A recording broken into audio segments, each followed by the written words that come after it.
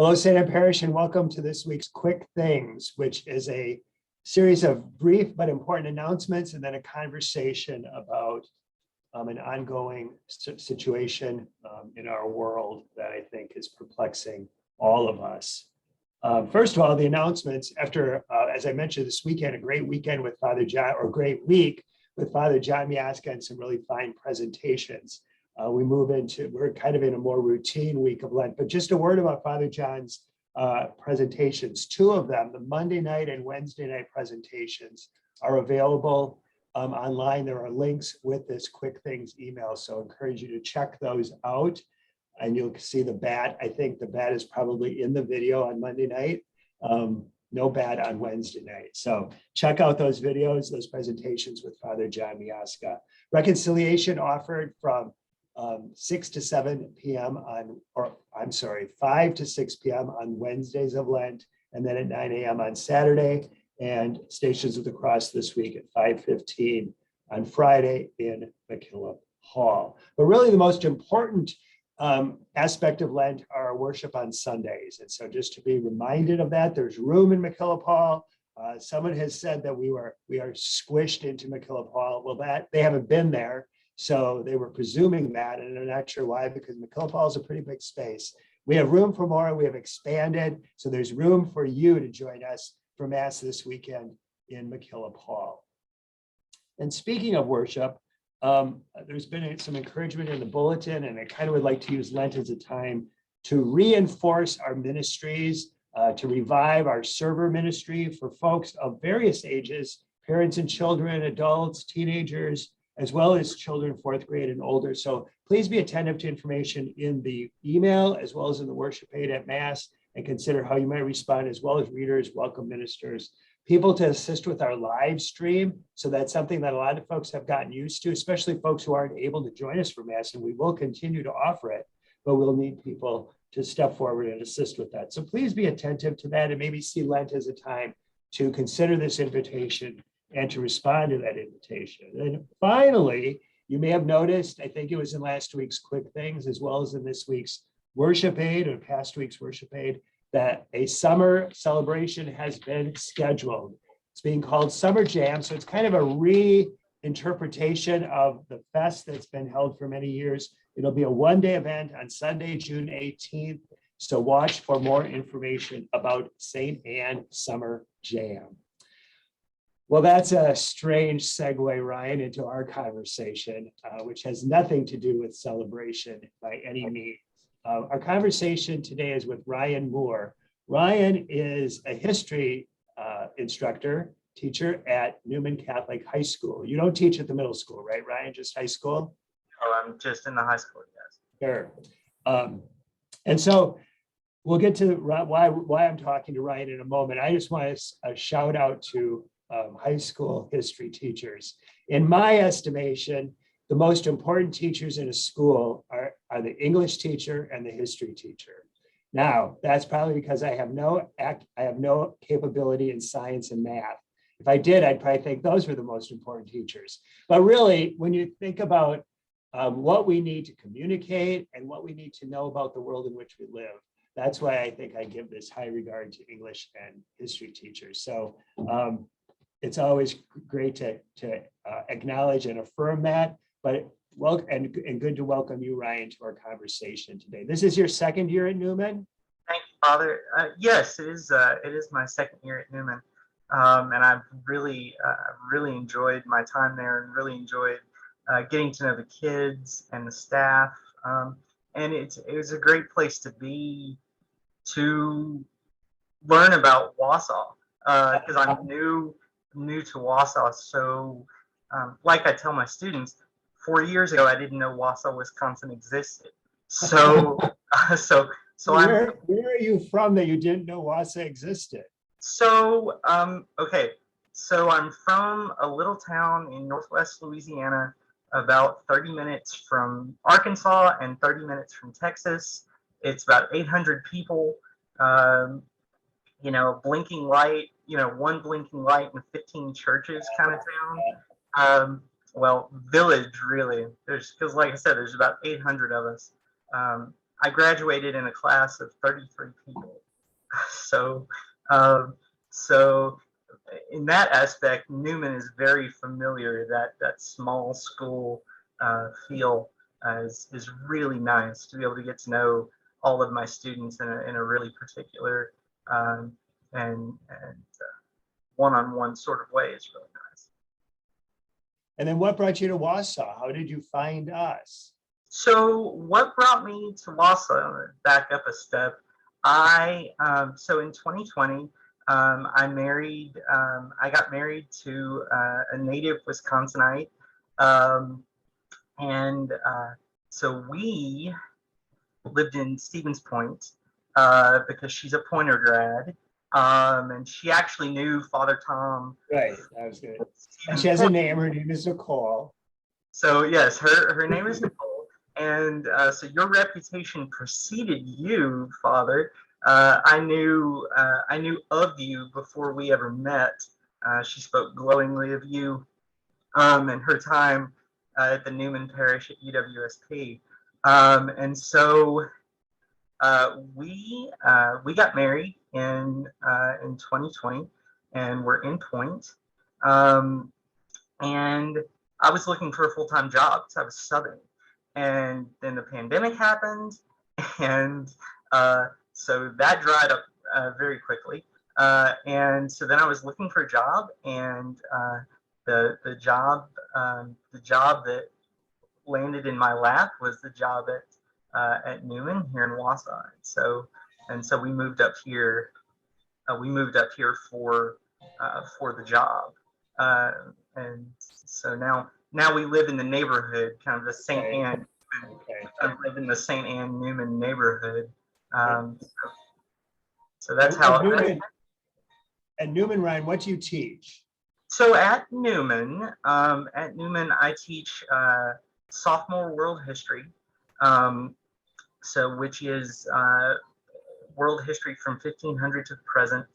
And then I teach ninth grade world geography, and I teach psychology, and I also teach a class that I created, which is very timely. Unfortunately, I'm not teaching it this year. That would be opportune. I'm teaching a history of the Cold War class because my background is the Cold War for the most part. It's broadly Russian and Eastern European history, but specifically the events of the Cold War in Eastern Europe. And so that's kind of my background. My master's degree, one of them, is in Russian and Eastern European history.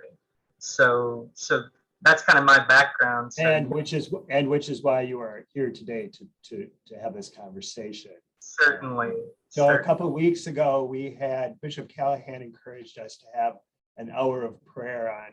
I think it was the Sunday before. Well, maybe it was the Sunday before Ash Wednesday, I think, to pray for Ukraine. And Ryan and Nicole were there, and we had an image of Our Lady of Kiev, from the church, from the cathedral in Kiev. And Ryan was up looking at it afterwards, and that kind of sparked a conversation. And then I realized his area of expertise in scholarly work anyway is in Eastern Europe and Russia. And so it just seems obvious to be a good conversation, or good person to have a conversation with about all that is happening in these troubling days in Eastern Europe, especially in Ukraine. Ryan, you talked about the Cold War. I mean, I guess we thought the Cold War had ended. Sure. That was probably our first mistake of concluding that, huh? Sure. Yeah. Well, I think of a moment in a presidential debate in 2012 between Mitt Romney and President Obama, where the question was, who do you believe is our number one concern in the world? And Mitt Romney said, I believe it's Russia. And President Obama made a comment and said, the 80s just called and they want their foreign policy back. Well, now we're looking at Mitt Romney like he had a crystal ball, you know. In that moment, we're all like, well, yeah, that makes sense. But now, it's Russia's a point of concern. Russia has really always been, even after the Cold War, still somebody you always want to keep an eye on, because you don't know kind of what they're going to do at any given moment. It's kind of what I've told my students is really the only people that know what's going to happen are God and Vladimir Putin. Because it's hard to figure out what he might be thinking. Well, and Putin is a different, since the breakup of the Soviet Union, Putin is probably the first Russian leader who basically is almost in the mold of the Soviet leadership. He was a spy in the Soviet Union, had some, go ahead. No, he's very much well, for one thing, there have only been two leaders since the fall of communism. There's Right. 10 years, with Boris Yeltsin where Russia just goes through a period of very horrible growing pains trying to construct a democracy. And it just didn't work out. So by the end of the 90s, the Russian people are in need of someone to help kind of put Humpty Dumpty back together again. And so when Vladimir Putin on January 1st, 2000, is made president of Russia, he's basically picked by Yeltsin to be the president of Russia. That was a moment where, anything could happen. Democracy was very fragile in Russia, and anything could happen. And it looked like then that he might be someone who would embrace democracy. Like, that's how he was talking back then. I was a teenager, but I was fascinated by Russia even then. So I was paying attention to kind of what he was talking about. And he seemed like somebody who might embrace democracy, but very quickly, within the first 5 years, he starts cracking down, and media comes under state control. The internet, the newspapers, the TV, all of that comes under state control, and you speak out against Vladimir Putin at your own peril. Numerous people have been poisoned over the last 22 years. And that's something to think about, really, when you're thinking about the Russian leadership. He's had 22 years to accrue all of this power and to shape the Russian government the way that he wants it, so that he has complete control. The Russian Constitution said that he could only serve 2 terms as president, so he handpicks someone, Dmitry Medvedev, to be president for 4 years. He's basically a lapdog for Putin, and then Putin comes back, and now he's adjusted the Russian Constitution so that he could potentially be in power until 2036. And at that point, if that's the case, then he is the longest serving leader in all of Russian history, assuming we get there and he's still in power. Yeah. So he very much has very strict control, which casts the light on the Russians who are protesting right now. That is an incredibly brave statement. To publicly oppose Putin, to have a riot or participate. Right, to publicly oppose Putin, even in a peaceful protest. Protests in Putin's Russia are very rare. There have been some over the years, but none of them have ever gained any traction. And at this point, he's been in power for 22 years. So getting him out of power, any sort of regime change would be very difficult. Not impossible, because you have events like the Arab Spring, where in North Africa, where I thought the people that were in charge were always going to be in charge, and then one day they weren't. So anything can happen. Can you talk, so we had, how many Soviet republics or regions like Ukraine were there, Brian? Okay, so there are 15, there are 15 now independent nations that made up the Soviet Union, including Russia, right? So all the stands that you may or may not have heard of, minus Afghanistan and Pakistan, although Russia did try to make a client state out of Afghanistan, but unsuccessfully.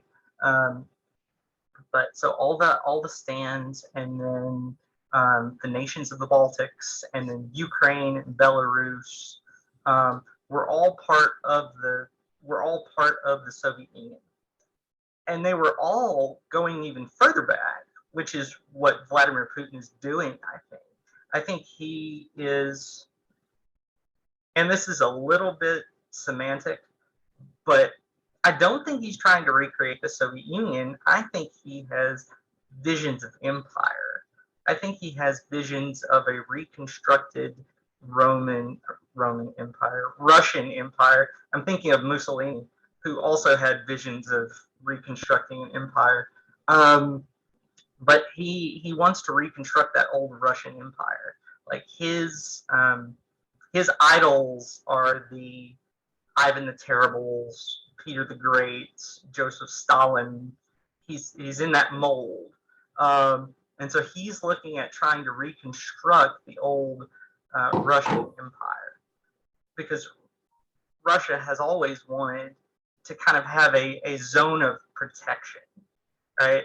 Kind of a zone of protection, a sphere of influence that everybody else should stay out of. And certainly Ukraine is a part of that. Most definitely Ukraine is a part of that. Can you speak? Go ahead. Speak most directly to Ukraine and its relationship with Russia in these past 20 years or whatever. So, a bit of backstory about Ukraine and kind of how it plays into or its relationship with Russia. Historically, Ukraine existed first. Ukraine existed so that the Kievan Rus, which is modern day Ukraine, Russia, Belarus, and Russia back then, what we would have considered Russia was very, very small. Russia expands in the same way the United States expands. Over time, they just keep adding territory. But Ukraine existed, and Kiev existed as a city. Kiev has existed as a city for 1,600 years, whereas like Moscow, for example, is only about 900 years old. It's about half as old as Kiev is. So, but over time, Ukraine becomes part of the Russian Empire, and then becomes part of the Soviet Union. But the Ukrainian people have always had a unique language, a unique culture, apart from Russia. And they've always taken a lot of pride in that fact. So the speech that Putin gave the other day, where he's basically rationalizing his reasons for this invasion by saying that Ukraine has no culture, it has nothing apart from Russia. It is basically a part of Russia. It has no history. It has no culture outside of Russia. That is a history of his own making. That is a very Russian view of Ukraine and Ukrainian history, that sees Ukraine as the little brother rather than as a a full-fledged adult nation that, that, so, and so, but Russia, throughout all of Russian history, Russia, with the lands that they took over, always wanted to make them Russian, right? We want to make the people who live there, if they're not Russian, we want to make them, look Russian, speak Russian, embrace Russian history and Russian culture as their own, So the idea was, you're going to whitewash their culture, you're going to whitewash their history, and their history is going to become Russian history. And even the pronunciation of the capital, the name of the capital is an example of that, a simple example, right? So forever, we had always said Kiev. Me too. And what's wrong with that? Well, okay, so I'm kind of double dipped in saying it wrong, because I learned it as Kiev in English and when I took Russian, because Kiev is the Russian pronunciation for the city, for the capital city of Ukraine. Kiev is the pronunciation that the Ukrainians use. And so the reason that in the last few years, news outlets and things such as that have started using that pronunciation is because it is respecting the local pronunciation in a country that has, for the last 30 years, always been on guard for its own freedom, right? So you call it Kiev as a small way of supporting a country that has a big bear brother next door. So it's a small way of doing that. It's kind of like the same thing with saying Ukraine versus the Ukraine. The Ukraine kind of denotes that it's like a region, like the Midwest or the South. That it's like a region of somewhere. Whereas using the term Ukraine in a very small way just is a reminder that it's an independent country. Do you know much about the Russian Orthodox Church and its relationship with the Russian government, but also its role in Ukraine? Because there's also an Ukrainian Orthodox Church, I know there's Ukraine Catholic Church. So I wouldn't say I know much about it, but I know a little bit. I know enough to be dangerous, I guess. Okay. So the way the Orthodox Church works is each of the national churches is in charge of itself. So there's a Russian Orthodox Church, a Ukrainian Orthodox Church, a Serbian Orthodox Church, and et cetera, et cetera. And just point out, these all exist apart from the Roman Catholic Church. So Pope Francis has no authority over them. They live separate from Roman Catholicism. Right. There's a whole history there of split, of schism and such.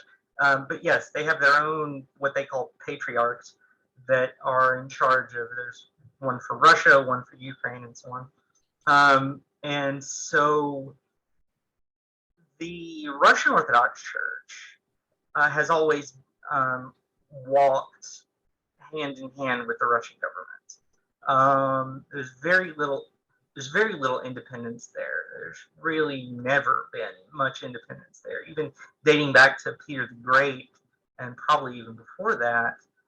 There's very much, the government telling Russian Orthodox priests, this is what you need to be saying from the pulpit. These are the things that need to be said from the pulpit.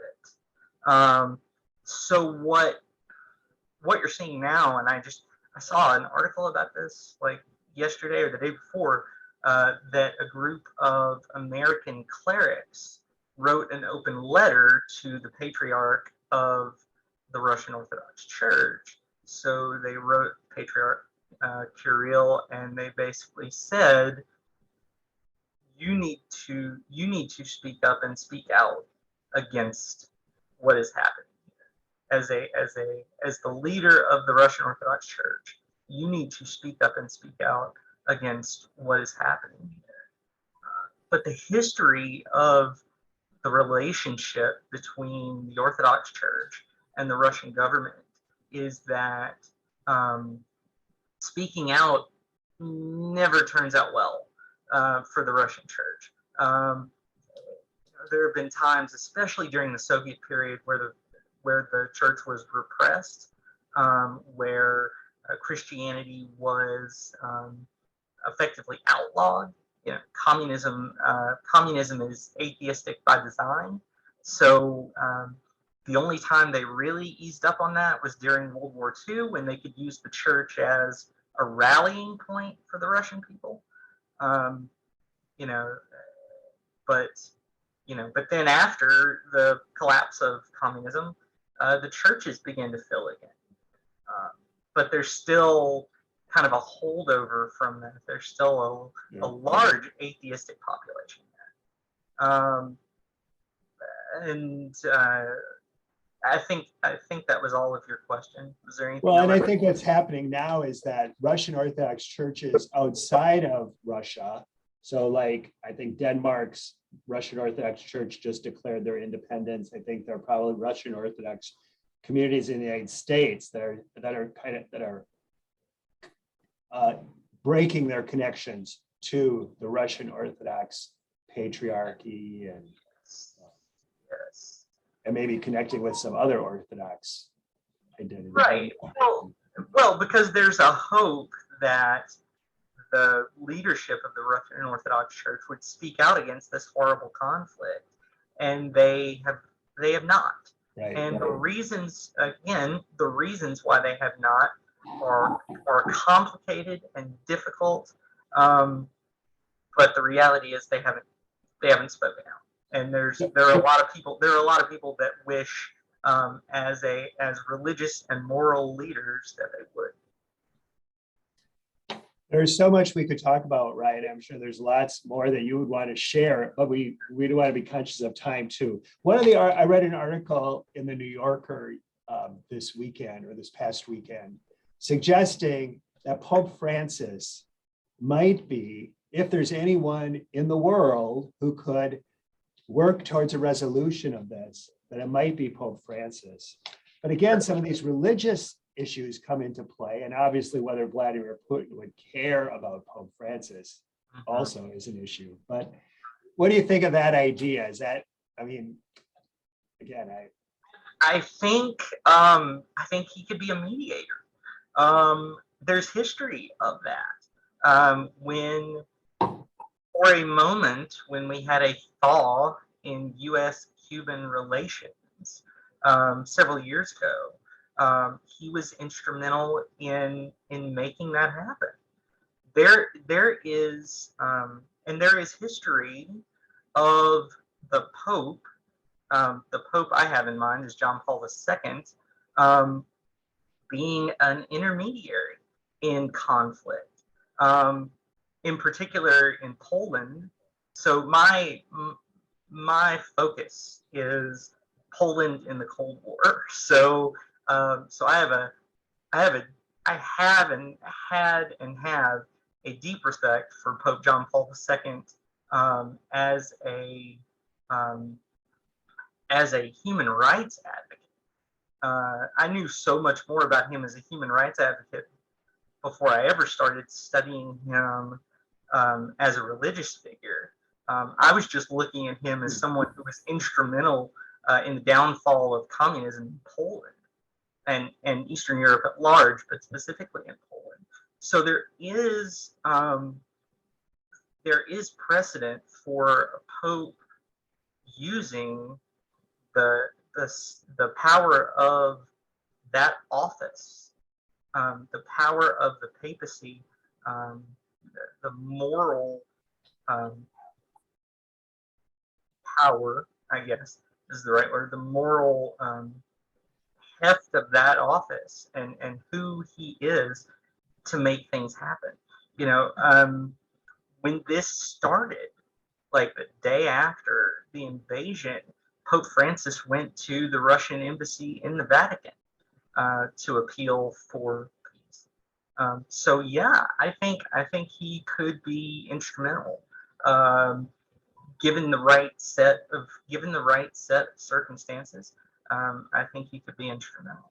Well, and so what the author of this article observed is, well, he has done things like going to the Russian embassy. He hasn't been directly critical of Putin or Russia. He's spoken more of, of peace, of reconciling this, of not engaging in war, so that he maybe hasn't burned bridges that a reconciler would need in this situation. Certainly, and he doesn't have to.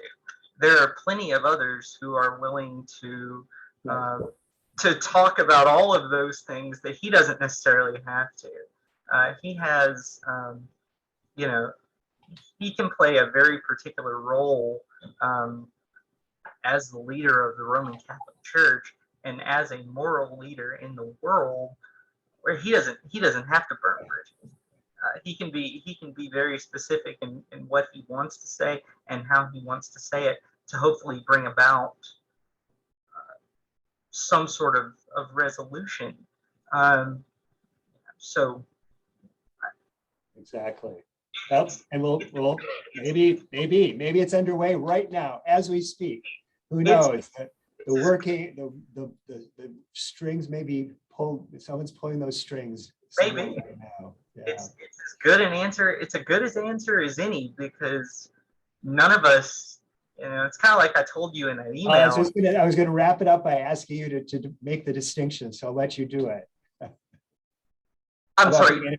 Well, I was going to ask you to make the distinction about being an expert, just what you were going to say. Oh, well, in the email you sent me, you were talking about expertise, and I was like, well, the thing is that I don't feel like an expert. I feel like experts are supposed to have answers, and nobody has answers here.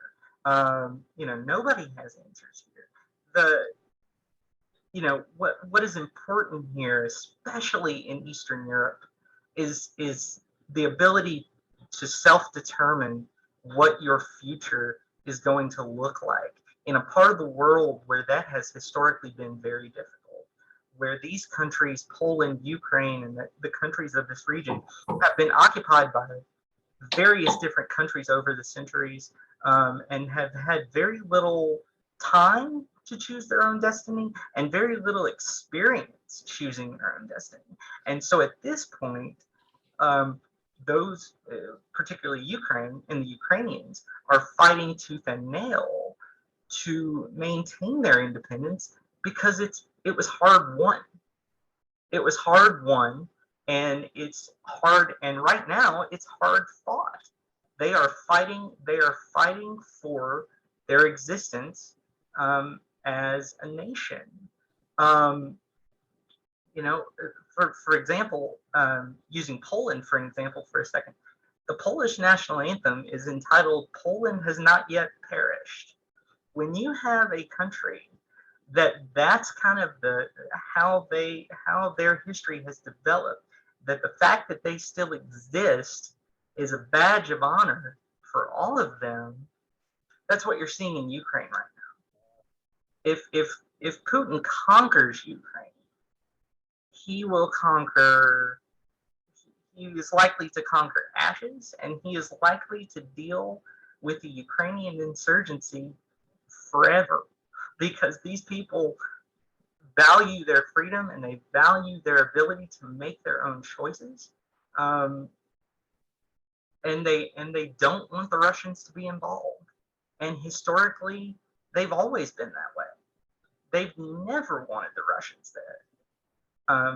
So the idea that he thought that they would be welcomed as liberators, that's his own version of history that goes along with the fact that Ukraine has no history and no culture. He's subscribing to a very incorrect Russian-centric version of history. non-existent. Well, Ryan, thank you very much for sharing Absolutely. your expertise with us, even if you don't have a resolution to the situation. And it just is so perilous to watch. But I guess the important thing is that we stay engaged in this, and that I'm sure you're doing this with your students, but we all need to be aware of what's happening, and not that we have a solution to the problem, but that we know the reality that's confronting our world. It's just crucial for us as Christians. We need to be engaged with the world around us. Right. So thank you for your ministry at Newman Catholic High School, and thank you for your time with us today. I want to conclude with a brief prayer. So this last weekend at Mass, we sang the song by Marty Haugen, Healer of Our Every Ill. It's our closing prayer. Let us pray. Gracious God, you are our healer. You are the one we turn to for our every ill that plagues us as individuals, that plagues our community, that plagues our world. Light our tomorrows and give us peace beyond our fear and hope beyond our sorrow in Ukraine and wherever your healing touch is needed. We pray through Christ our Lord. Amen.